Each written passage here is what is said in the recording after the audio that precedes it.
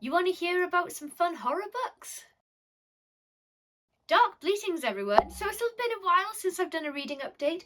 Now, I thought that I would have more to show you, and I have 8 books to tell you about, which might seem a lot for probably about 6 weeks or so. I think I usually read about 2 a week, so for me that pile feels small for a break like the one I've had. However, I am midway through King Sorrow by Joe Hill, which is 900 pages. The End of the World as We Know It, the Stand anthology. I'm still reading. That was enormous. And also I'm reading Strange Playgrounds by George Daniel Lee, which is also a very big book of short stories. I'm hoping to finish all 3 of those by the end of this year so I can include them in this year's rankings lists, because I think that all 3 of these will be in my top 10s, and I don't want to push them forward to next year because those 2 came out this year and I would love to actually include this year's books in my wrap-ups. And Strange Playgrounds has been out for a while, but I've been meaning to get to it for so long, so yeah, I've been reading those, but I have managed to finish some others as well. So before we get into the books that I have read, and I'm so excited to tell you about, there's a few in particular that I'm really excited to get to. I want to tell you that Dimension by Annie Knox is out. Congratulations on your relaunch, Annie. And I edited this and I'm really excited. Annie very kindly sent me a copy. I really love working with Annie Knox because I'm a big fan of her work, and honestly, as editing goes, she makes it so easy because her work is so clean when it comes to me in the first place, and she's so receptive to any little ideas or anything I might have that I think might help. And so yeah, I'm really proud to be involved in this. It's a very scary book. It's about a group of people, young people, that take a new Derg that's out on the market, and it's a little odd, outside the norm of what you might expect for a Derg experience. It's really good. So the books I have to tell you about today. So I've got 2 ebooks and then physical copies of the others, surprisingly. So let me start with Great British Horror 10, Something Peculiar by Black Shuck Books. So this will be edited by Steve Shaw, and the authors in this book are Holly Blades, Alexander Milner, Timothy J. Jarvis, Tim Major, Marion Womack, John Langan, Guy Adams, Sarah Brooks, Emma J. Gibbon, Danny Ware, and Mark Morris. So I'm not going to talk you through every story in the book because, you know, we'll be here all day because I've got other books to tell you about. But I will tell you about my favourites, and also overall, I always think that these Great British Horror anthologies are very strong because it's always British authors that Steve assembles for these, unless I think there might have been 1 or 2 where he made an exception for someone who maybe wasn't British but they like living in Britain. So like, but you know, horror from a British mindset kind of thing. And I find them really strong, and there's always like a lot of variety because depending on where you are in the UK, there's folklore to draw from, urban legends, and history as well. Like, I think people from outside the UK just basically think of the UK as England, but we've got England, Scotland, Wales, Northern Ireland, and then, you know, a few hundred years back the whole of Ireland was classed as United Kingdom, so, or part of Britain or whatever. And so there is just a lot of rich, scary stuff here. So my favourite stories in this, now I'm going to give an honourable mention to Forest by Holly Blades. I really liked that one. It didn't quite hit my top 3, but it would be like number 4, my 4th favourite in the book.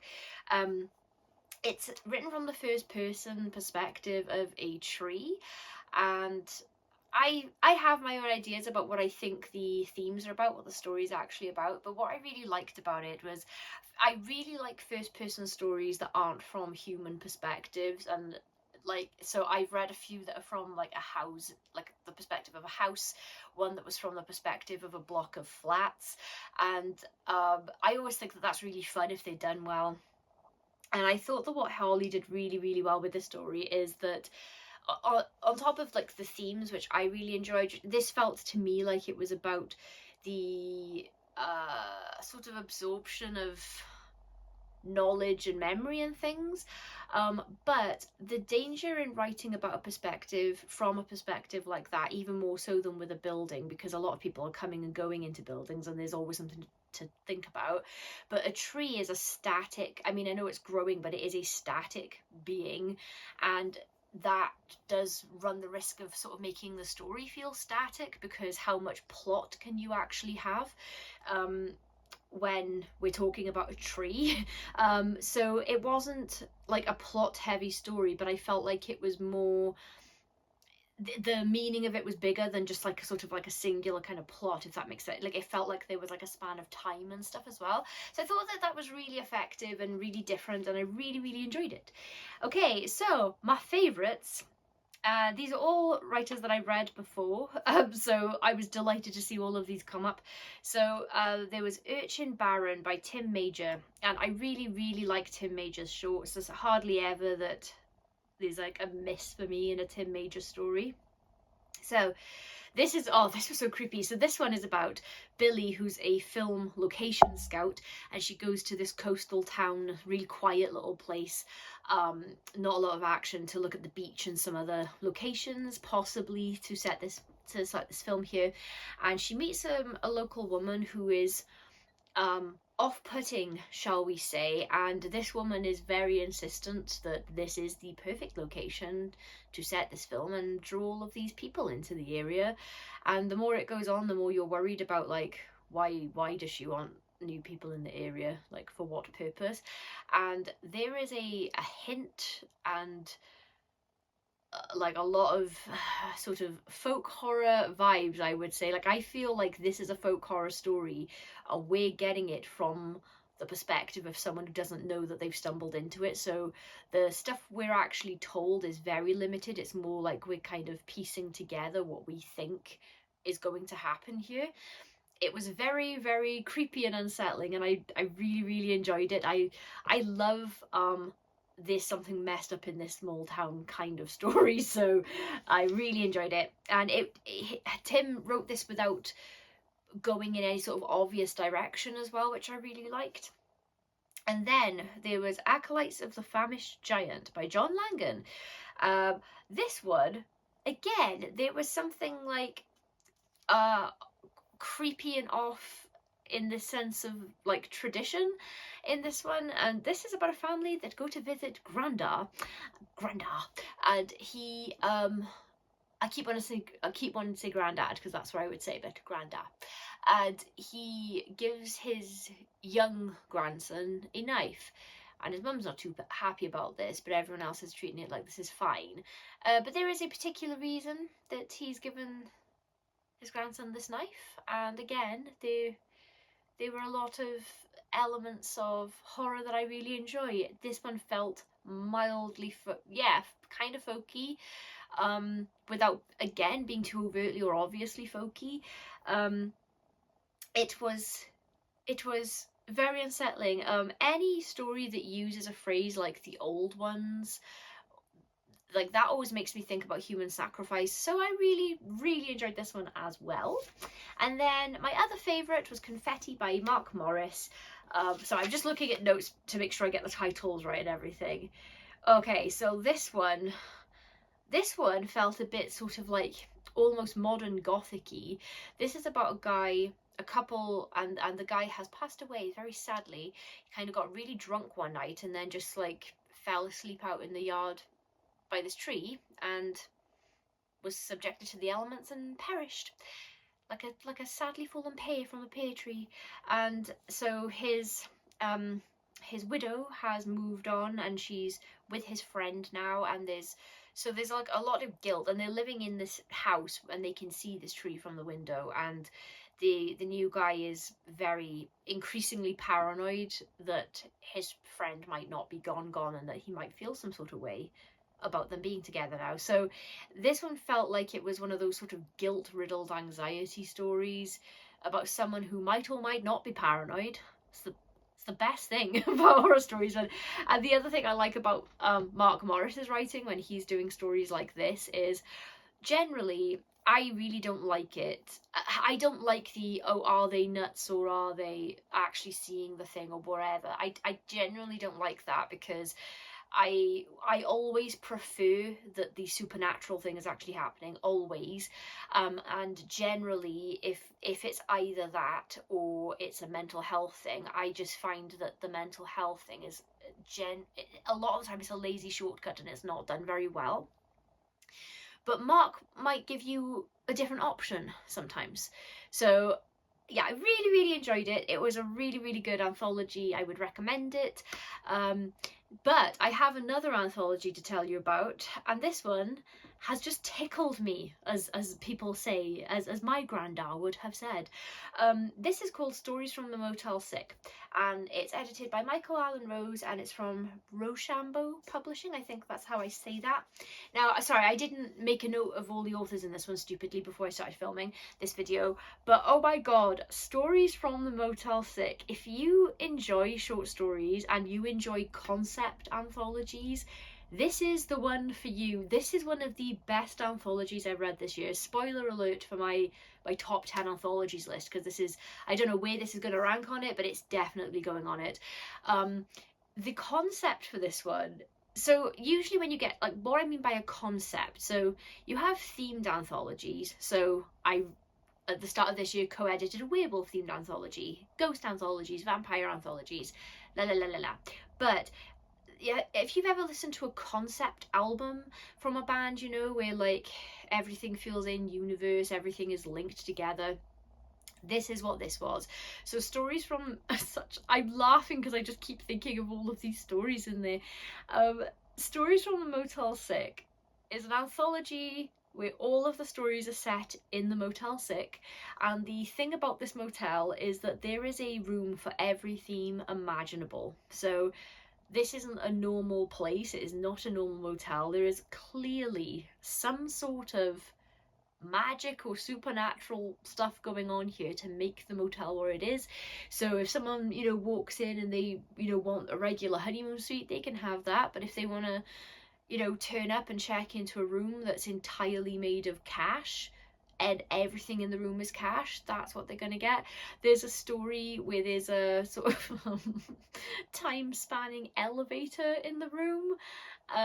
There's one where the room itself is always moving at 80 miles per hour. Don't even try to picture the mechanics of that. You need the whole context of the story for that one. But just imagine being in bed and a bird could smash against you at any time like it would a windscreen. There is an absolutely hilarious one, and I've forgotten the title and who wrote it now, but there's a really funny one about a guy who's a really big fan of, oh, I can't remember what they're called, but you know, like the Japanese like monster thing, like Godzilla and that kind of stuff. Is it kaiji? Is that what it is? Sorry, I butchered that. It's not my forte, that genre, but he's had a bad breakup and his friends have booked him into this room as a surprise, and he gets there and there is an enormous expansive miniature version of Tokyo in the room, and a monster costume for him to put on. It's honestly, it is so funny. So the stories here ranged from deeply thoughtful and what kind of emotional exploration and horror you could experience in one of these motel rooms. I guess all the authors picked their own theme, I think, as long as they were on brand with the motel. So they ranged from like these really thought-provoking evocative stories to like absolute just silliness, but with great scenes of horror. So I really, really loved it. There were a few stories that I felt didn't fit the anthology too well. Like there were just a few, maybe 2 or 3, that felt like you could have put them in any other motel and it wouldn't have mattered, like the location change wouldn't have mattered. And I feel like for a theme like this, that does let it down a bit, because the fun thing about turning to each story was how the author was going to utilize like whatever room that they were using, and like the room really kind of should be the star of the story for these kinds of things, or the function of the room needs to really elevate the plot and make it so that you couldn't just put this anywhere else in any other kind of book. However, that being said, the stories that didn't fit were still beautifully written, great stories. So I enjoyed every single thing in here.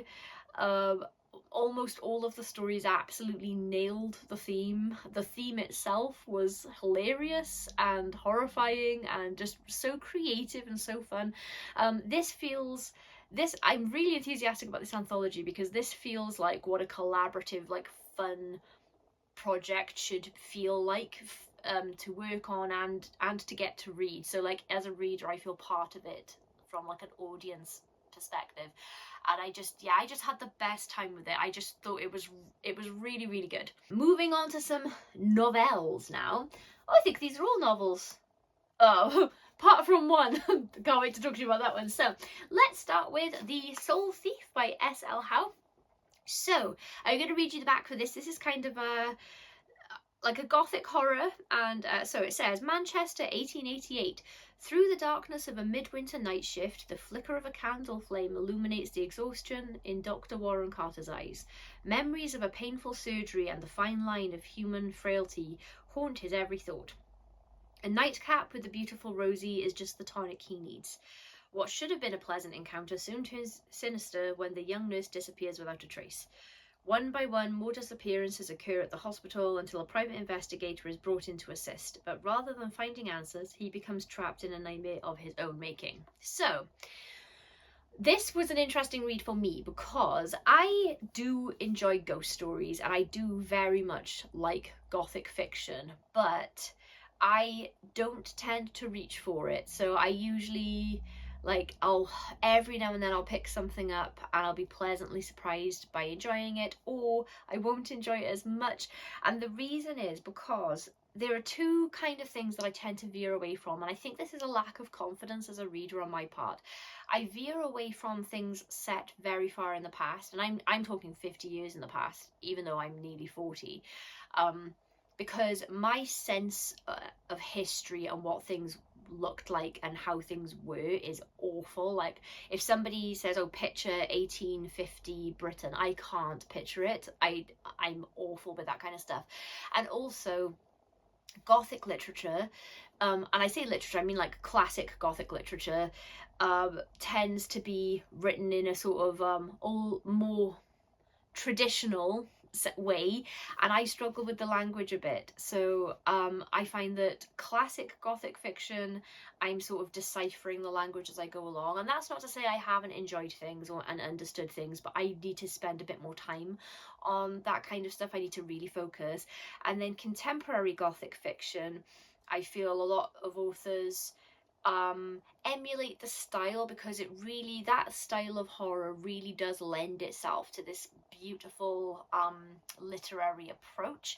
But I am not a very literary reader, again, because I don't want to, because I just struggle with language choices. However, I found that The Soul Thief, the author wrote this in a way that, so like the tone and the atmosphere of classic Gothic fiction was captured in the writing style, but the writing style was more accessible, less purple prosy, still descriptive and lovely, but I found it easy to read, which was really nice. So like I got the benefit of the atmosphere and having like the time period painted for me, so that I didn't have to like really stretch myself too much to actually like picture the scenes and the people and the places and everything.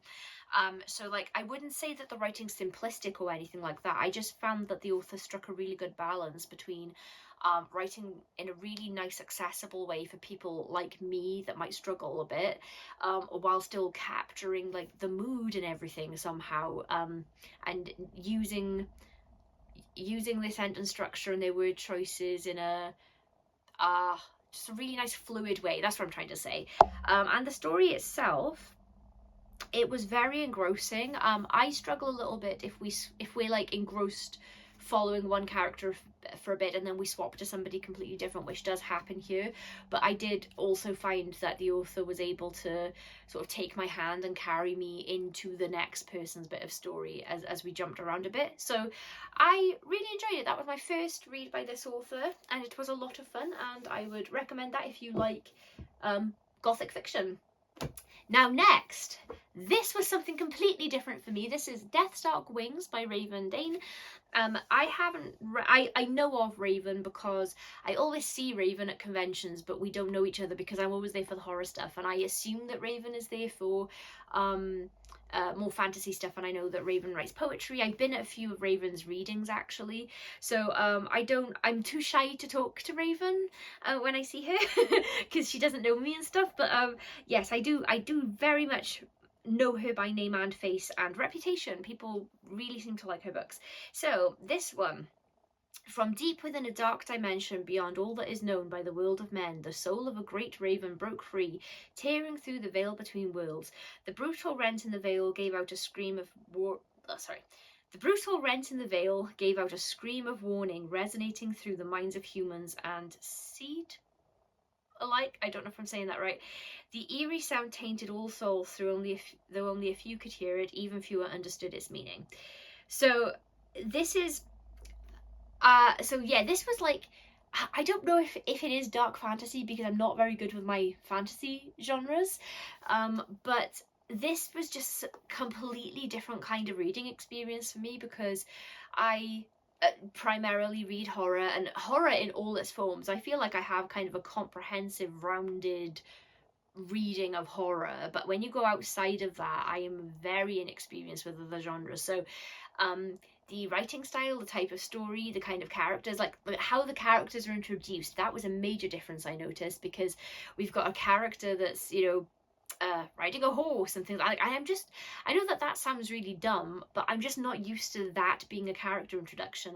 It's making me realize how different styles can be in how the characters are brought to you and how the places are introduced to you and the plot and everything, from genre to genre, not just within the subgenres.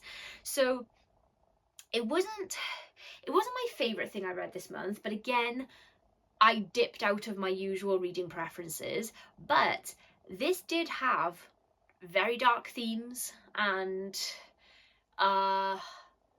it did make me quite nervous at times. I was quite tense, and yeah, it was just character types and stuff I'm just not used to seeing. So while this wasn't my favourite read of the month, but I did read some absolutely fantastic horror, because horror is my favourite. It's not really this book's fault is what I'm saying. But I will definitely read more Raven Dane. I'm very interested now to see what other kind of stories Raven has.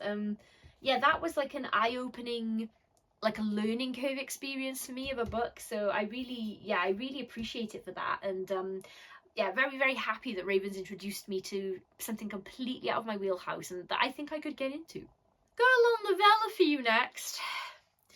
This book, I swear, it came from the Pothole by Spook Tatham, and this is Benjamin Langley's pen name, which he won't mind me saying because I asked him if this was a secret and he said no. Now, I'm going to read you the back cover of it. No, I'm not actually. I'm not going to read you the back cover of this one. This book, I'm just giggling because it really appealed to my dark sense of humour. So this is about... it starts with a guy who's drunk driving along a road, and he stops for a wee, as one does. And there's a pothole in the road, and he thinks, oh, I'll just wee into it. And then he realises that the wee seems to be going very far down. He can't really hear it hitting the bottom or anything, and that's a bit weird for a pothole. And then something comes out of the pothole. It came from a pothole, and it did indeed come from the pothole, and it's tentacles. And then, so people who are like driving on this road find themselves in quite a bit of trouble. And it's kind of like, it's got sort of Lovecraftian cosmic horror vibes, and also it feels a bit like, I kept thinking, what are the damn tentacles attached to? There is a line that's like that in The Mist, in Stephen King's The Mist. I felt like this was like a cool B-movie cross between lots of other like cool stuff mixed with some classic Lovecraftian type stuff. People are going to feel a way about the ending. Now, I thought it was hilarious. I have written not this exact kind of ending myself, but I wrote an ending once that was quite divisive and people were very, very pissed off with me. And I feel like some people are going to finish this book and be quite irritated, and then other people are going to be very amused by what he did. I'm very amused. It was a really fun, quick read. If you like monster stories, if you like sort of small town stuff where everyone just starts getting obsessed around this one thing that it's like starts somewhere tiny but feels like this could be a cataclysmic world event, you probably enjoy this. I thought it was a really fun time. Okay, we're on to the last 3 novels now, and I have 2 that I was really excited about and 1 that I was surprised to receive. So let's go. The Shape of Guilt by Lisa Fransson. This is a debut, and I met Lisa at the Meet Joe Hill author event at World FantasyCon, and we were talking a bit about that I review books and stuff, and so she gave me a copy of this and I was very grateful to receive it.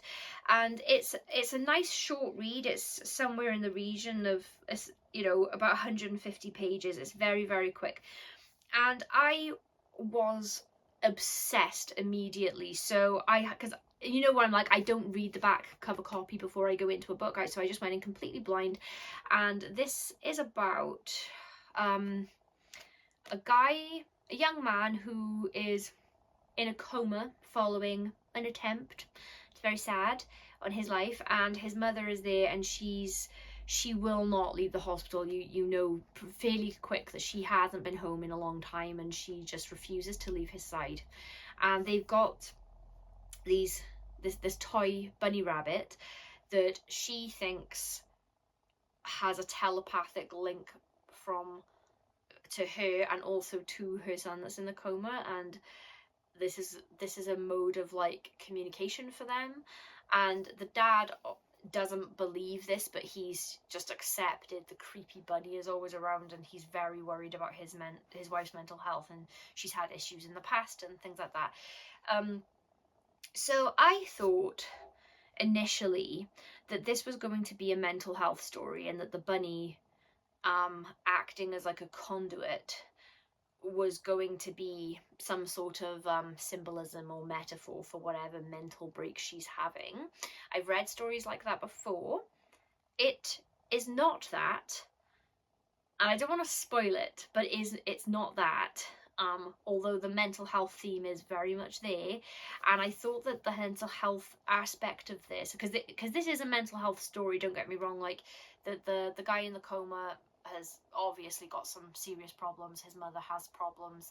The dad is treated as more like, thinks of himself as more of like a typical kind of person, but there's stuff going on with him too. Like, so I just felt this was very human and very realistically painted, and without an opinion about the mental health stuff at all. Like, there was I didn't feel any sort of judgment coming from the author either way about any of this. Like, I just felt like she was depicting people as they struggle through these things.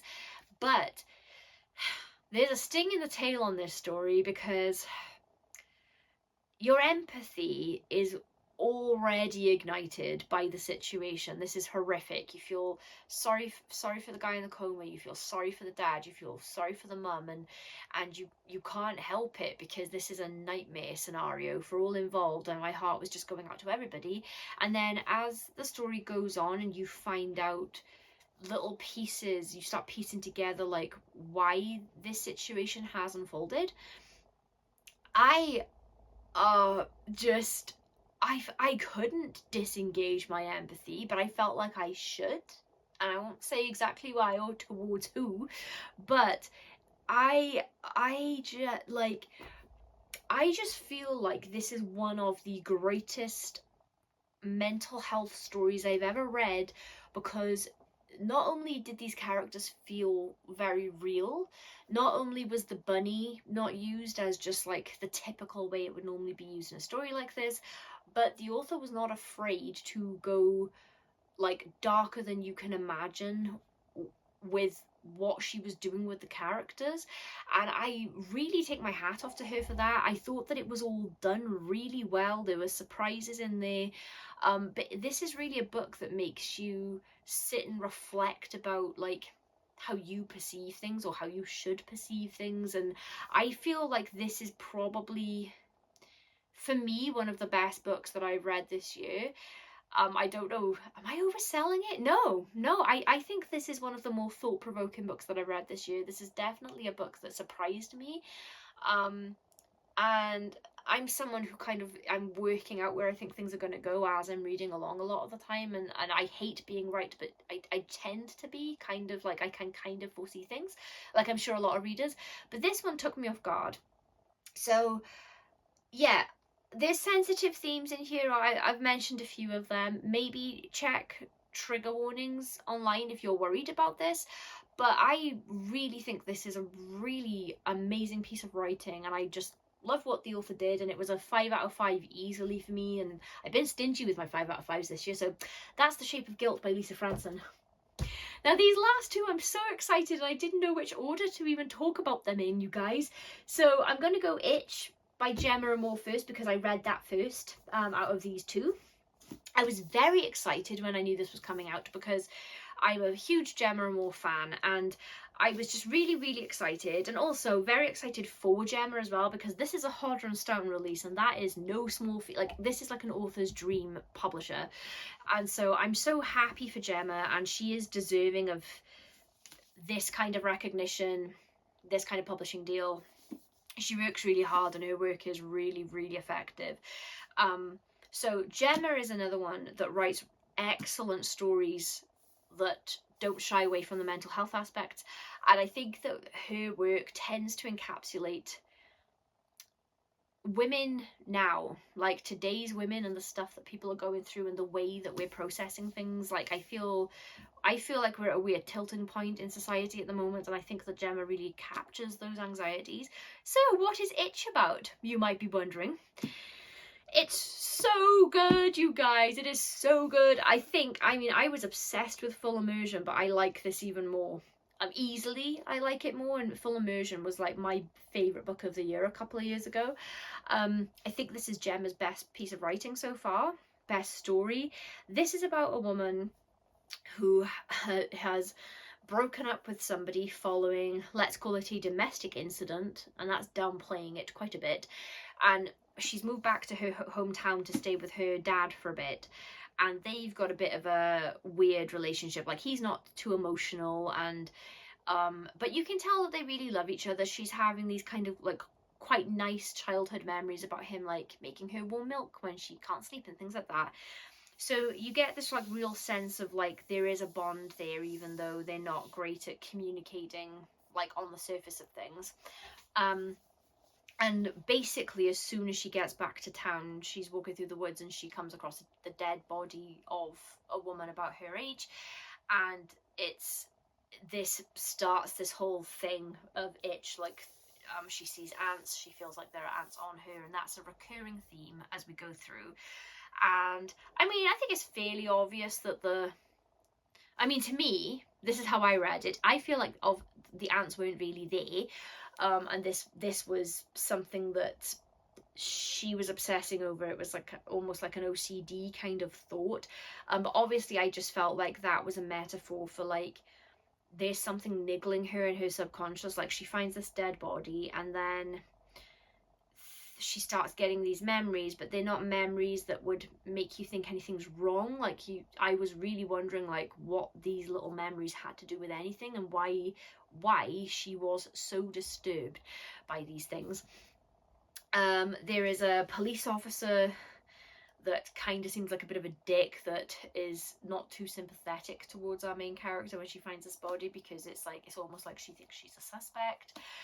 So she's there, and then we've got this real small town element as well, and in the background there's this very weird kind of folky town tradition,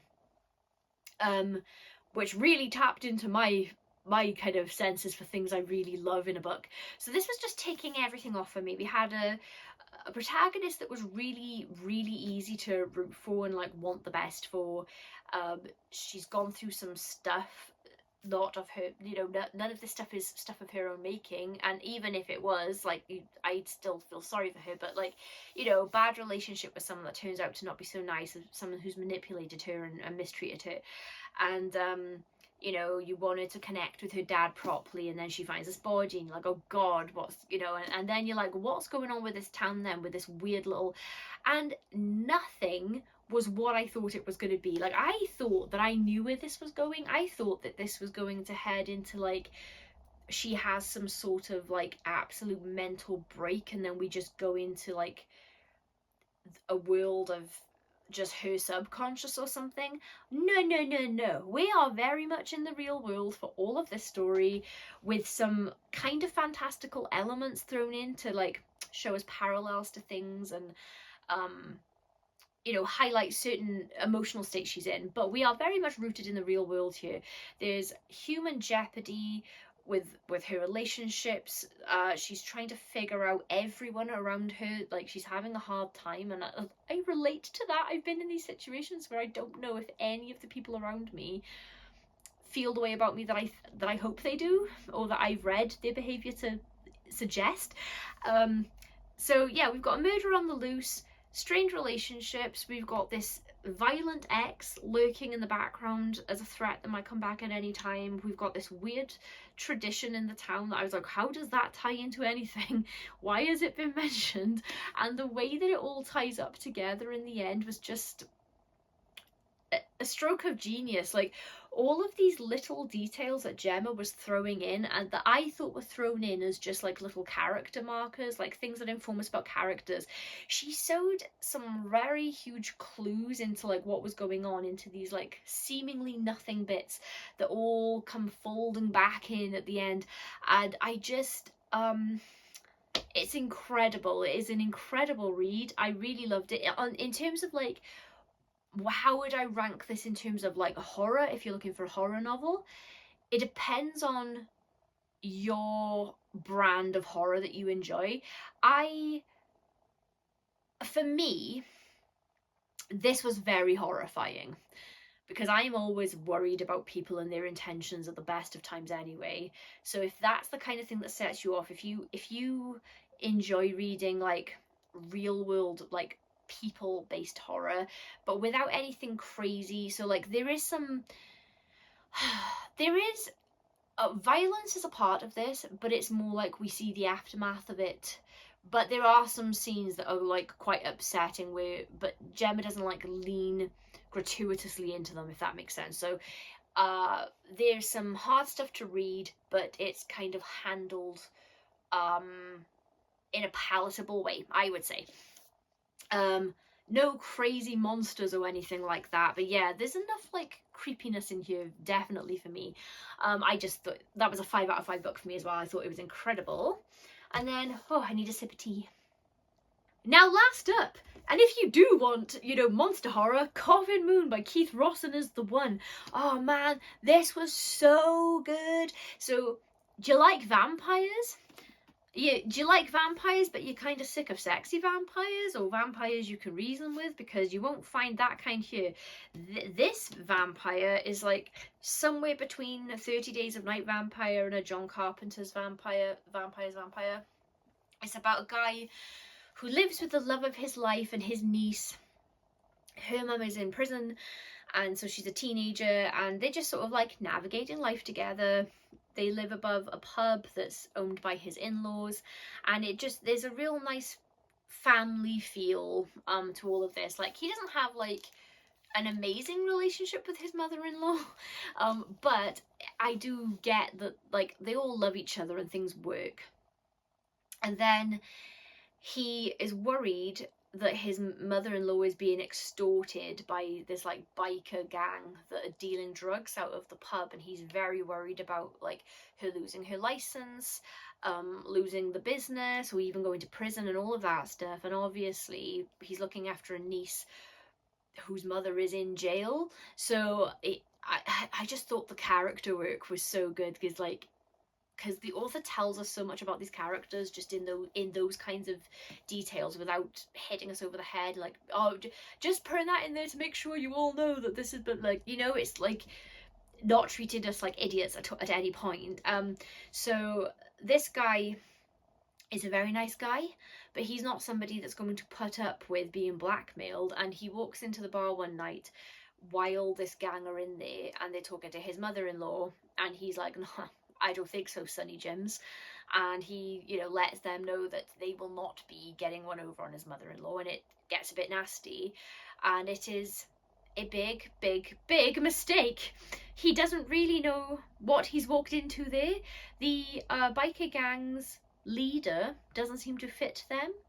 And, he should have maybe thought a bit more carefully about why they were taking orders from this guy over here. It's, oh man, and then I can't really tell you much more. I won't tell you more, in order for the plot. But afterwards, we kind of have a road trip kind of story, let's say, in pursuit of a vampire. And I don't even want to tell you what characters are involved, because I don't want to give you any indication about who might have died early on. But there is a scene early in this book that was so savage to read, and so cruel and so mean-spirited, but like, not the author being mean-spirited, but it really exemplified this antagonist, this vampire character. I was reading and I think I went, oh, like, if you guys have seen The Ritual and the beginning scene when the Rathspall's character, I've forgotten his name, is in the shop with his friend and he hides behind the shelf when the robbers are in there, and his friend gets hit in the head and Rath just goes, oh, and I don't know why. Don't know why it makes me laugh, but that was me reading this. I was just like, like every other page for a little bit. I liked vampires in all of their forms. Like, I loved True Blood, so I'm not going to sit here and pretend, that I don't like sexy vampires, or, I also really like the Anne Rice Vampire Chronicles, so I also like broody vampires. But there is just something about a return to good old-fashioned vampire monster character type here that was it was like refreshing. It's a kind of vampire we've seen many times, but it just seems to be the kind that has died away in favor of like basically humans with pointy teeth and super strength. I was so happy to see a return to like this diabolical evil, and not just evil, but like spiteful, and takes glee in this inflicting emotional suffering on others and physical suffering. And it was just it made it unpredictable, because I didn't know how they could possibly defeat this guy. I didn't know what he might do. Like, I didn't know if there was a point, like if he was just going to get bored of them and just disappear out of the book altogether. I didn't know if they were going to be more like him that might turn up. And I won't tell you either way if there are or aren't, but it just really made the world in general feel unsettled to me, because this is set in our world, and I don't know, it was just so good. It was so exciting. There aren't loads and loads of scenes of violence, but the ones that are in there are really handled in a really grisly, gritty, kind of like real feeling way that really had me like hooked and engaged and afraid for the characters all the time. And I really liked the protagonist as well. I think that the author did such a great job of creating a flawed character that we're still totally behind, and we might not agree with every thought that he has, but we know that he's doing his best, and frankly better than I could do in a scenario like this.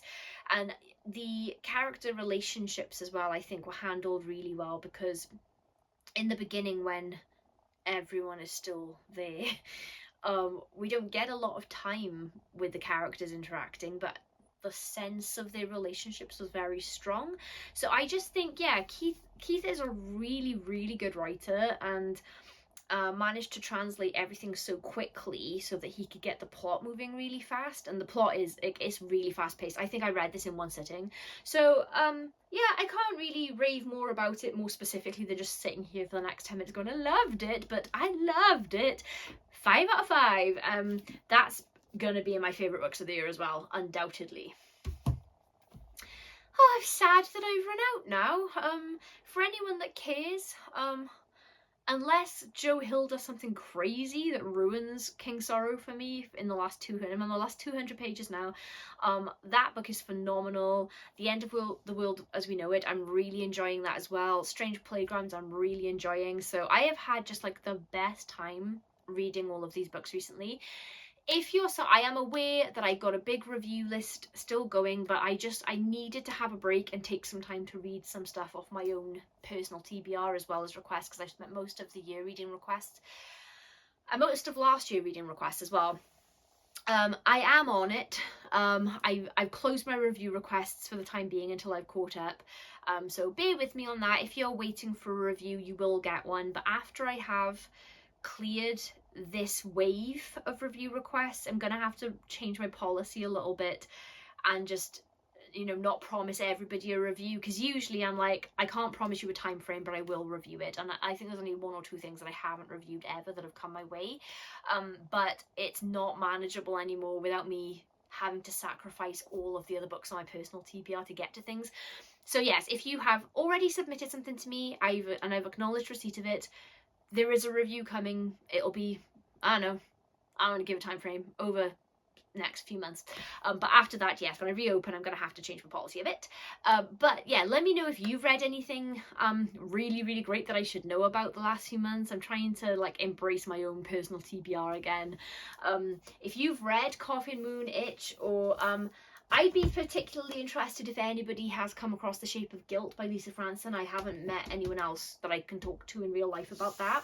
Real life, I mean just like person to person, not through a video. But Coffin, Moon and Itch, I'd love to know your opinions of those. I will see you next week for the first of my top 10 list, or maybe my top 20 list. I hope that you enjoyed this video. I will see you next time. Bleed!